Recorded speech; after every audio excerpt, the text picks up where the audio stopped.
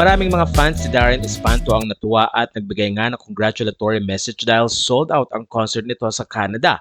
At habang nasa Canada nga ang nasabing singer at actor ay hindi naman nagpatumpik-tumpik pa at binisita ni Maha Salvador ang nasabing kaibigan at doon ay namiss nga nila ang mga pagkaing Ilocano.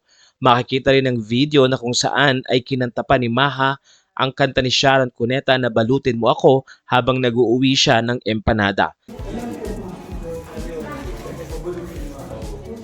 Balutin mo ako.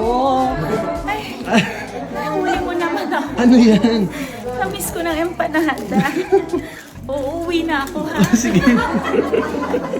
Sa nasabing video ay talaga namang super banding ang magkakaibigang sina Darren Espanto at Maha Salvador at napakasasarap nga ng mga pagkain inihanda ni Darren para sa kanyang mga bisita. Nandun ang lechon at iba't ibang pagkain na ayon sa mga fans ay in-enjoy ni Maha Salvador na talaga namang ito ang pagkakataon para magkita sila dahil hindi pa nga uuwi ng Pilipinas si Maha dahil kapapanganak pa lang nito. Puta na lang din ay sold out ang nasabing concert ni Darren at nagkaroon sila ng bonding ng kanyang ate na si Maha Salvador. Isang caption din ang inilagay ni Darren. Nakarating po ang balita ng kaldag ko hanggang sa Canada.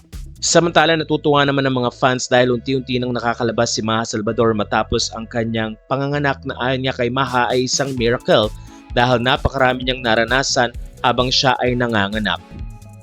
Narito ang ilan sa mga highlights ng kanilang bonding. Hello po! Okay naman po. Happy Anib. Thank you! Come in! Nasa bahay po namin ng nag-iisang Maha Salvador. The one and only Majesty. Tsaka ano po, O ikaw, ha? Yung concert mo, ha? magko-concert kami sa Calgary. Hindi ko pinayagan yung mga... Oo. Abangan niyo po yun. Ano hindi mo pinayagan yung mga Hindi ko pinayagan yung mga pagano'n-gano'n. kalda? Pero boy ka pa rin. Balutin mo ako. Ay, nahuli mo naman ako. Ano yan? Namiss ko ng empanada.